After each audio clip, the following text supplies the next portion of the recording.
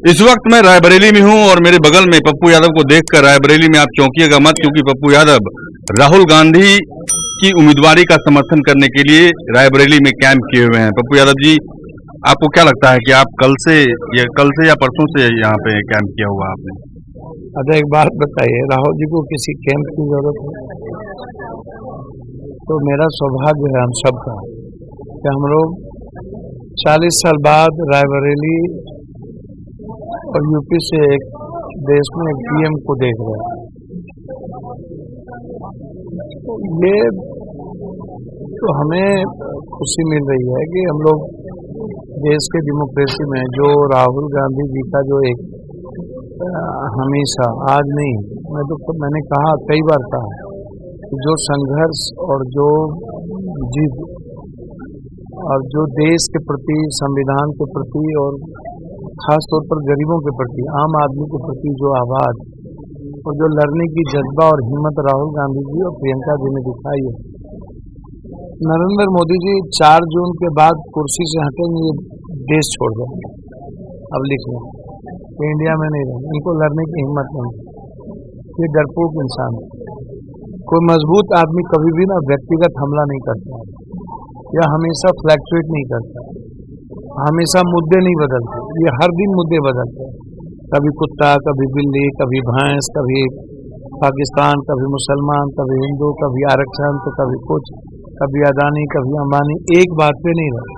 अब राहुल गांधी जी के जिद को और लक्ष्य को देखें, एक मुद्दे हैं, ये दलित विरोधी हैं, आरक्षण विरोधी हैं, ये संविधान बदल देगा, ये संविधान के लिए खतरा है। पूर्णिया सीट के बाद आप धनबाद गए, धनबाद में आपने कैंपेन किया, उसके बाद ही आपने ट्वीट किया कि प्रियंका गांधी अमेठी से और राहुल गांधी अगर रायबरेली से उम्मीदवार होते हैं तो अपने संसाधन से आप उनका प्रचार करेंगे। लेकिन प्रियंका गांधी अमेठी से चुनाव नहीं लड़ी या चुनाव नहीं लड़ रही है इस बात का दुख है, मलाल है आपको? मलाल तो इस बात का होगा, वो लीडर है, लीडरशिप तय करता है। कांग्रेस एक आइडियोलॉजी है, एक आइडेंटिटी है, उसमें मलाल की लड़ते तो और इमर्जिंग होता, वर्कर इमर्जिंग करते, वर्कर की जो ताकत है और आगे बढ़ती है। लेकिन हर रणनीति अपनी होती है तो पार्टी की।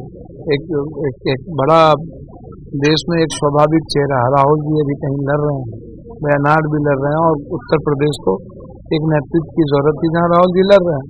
और राहुल जी रायबरेली और अमेठी में कोई अंतर परिवार के लिए तो है नहीं, कल वो लड़ लेंगे, जहाँ चाहेंगे वहाँ से वो लड़ लेंगे, वो कोई मैटर नहीं है। मैं पहले भी आपको कहा कि आज सबसे ज्यादा ट्रस्ट राहुल गांधी जी पर लोग क्यों करने लगे या महिलाएं क्यों करने लगे?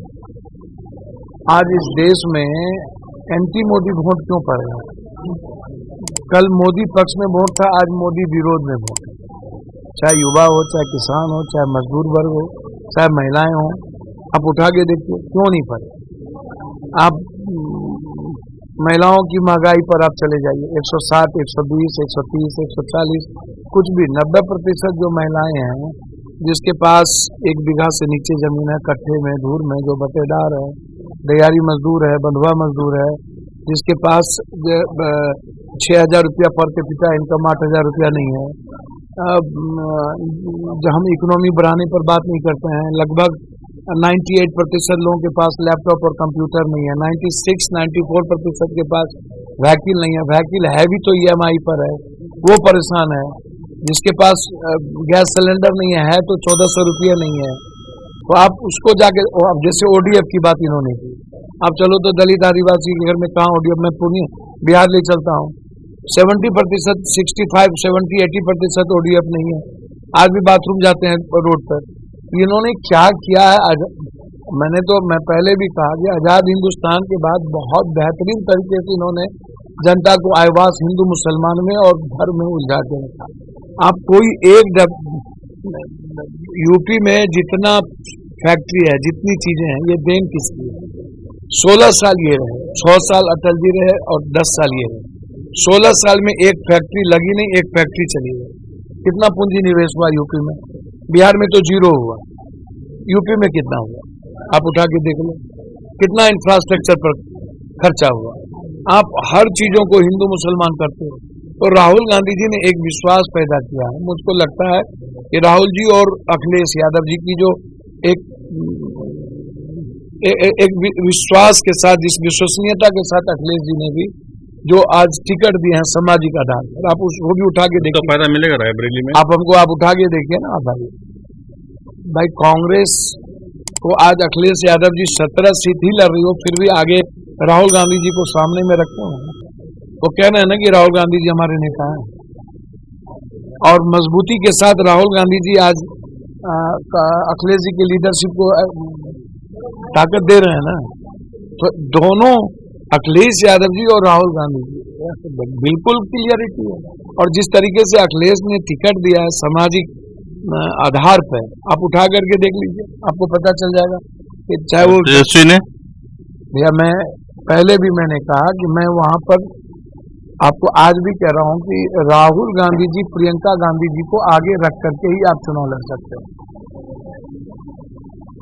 कोई दूसरा चेहरा अभी 2024 में 25 में आप चुनाव लड़ लीजिए आपके नेतृत्व में, किसी के नेतृत्व में। 2024 सामने में एक तरफ यदि नरेंद्र मोदी जी का चेहरा है जो दिख रहा है, लेकिन वो चेहरा है नहीं। सही कहा अरविंद केजरीवाल ने, चेहरा है अमित शाह जी का। सबसे ज्यादा परेशान जोगी जी हो गए हैं। जोगी जी को किया गया अमित शाह जी और नरेंद्र मोदी जी के द्वारा। नहीं, अखिलेश जी ने अच्छा टिकट दिया तो तेजस्वी यादव ने अच्छा टिकट नहीं दिया क्या इस बार? मैंने आपको क्या कहा? मैंने तो ये नहीं कहा अच्छा दिया या खराब दिया। यहाँ पर अखिलेश यादव जी कांग्रेस वर्कर को भी सम्मान दे रहे हैं और कांग्रेस लीडरशिप को सम्मान दे रहे हैं। आप वहां पर एक भी कांग्रेस वर्कर को सम्मान नहीं, लीडरशिप को आप उठा के देखिए क्या कर रहे हैं। तो आपको अभी भी 4 चरण है, कांग्रेस को सामने रखना पड़ेगा और अधिक से अधिक प्रियंका जी और राहुल गांधी जी के प्रोग्राम को करने होंगे। आप इसको समझिए, यूपी में दोनों एक साथ प्रोग्राम कर रहे हैं ना, अधिक से अधिक प्रियंका जी का प्रोग्राम हो रहा है ना। तो एक लोगों को एक्सेप्टेबिलिटी है ना, सामने में प्रियंका गांधी जी का चेहरा दिख रहा है, राहुल गांधी जी का चेहरा दिख रहा है, जहां पर कोई कास्ट क्रीट नहीं है, जहां कोई हिंदू मुसलमान नहीं है।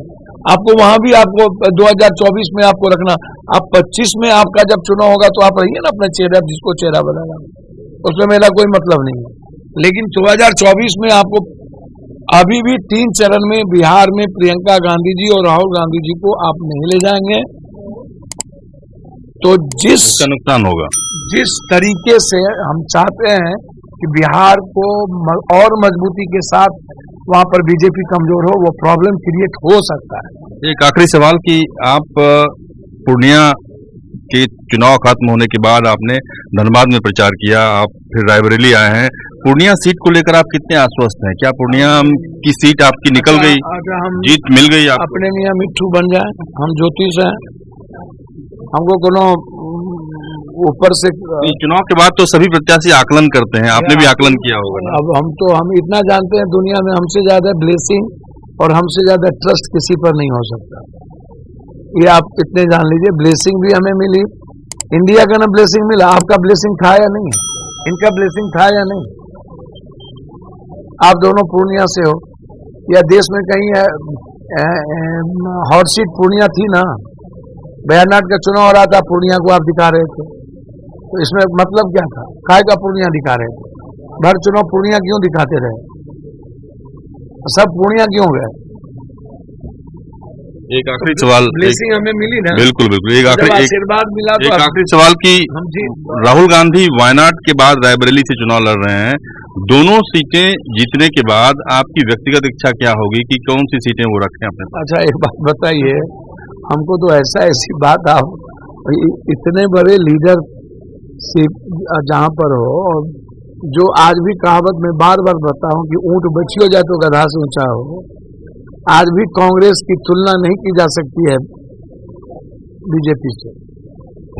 आप इसको समझ लीजिए, कांग्रेस आज भी कश्मीर, कन्याकुमारी, उत्तर से पूरा, पश्चिम से दक्षिण एक्सेप्टेबल है। बीजेपी सिर्फ हिंदी पट्टी में एक्सेप्टेबल है, वो भी सिर्फ नफरत के कारण और सेंटीमेंट इशू के कारण, अपने मुद्दों पर नहीं, विचारों पर नहीं। बीजेपी को कोई रिकॉग्नाइज करता है तो सिर्फ झूठ बोलने के कारण। इतना झूठ दुनिया में कोई नहीं बोलता है जितना बीजेपी के नेता बोलते हैं। चलिए, धन्यवाद। ये थे रायबरेली में पप्पू यादव। कैमरा पर्सन अभयनाथ के साथ रमन कुमार, रायबरेली, न्यूज़ 24।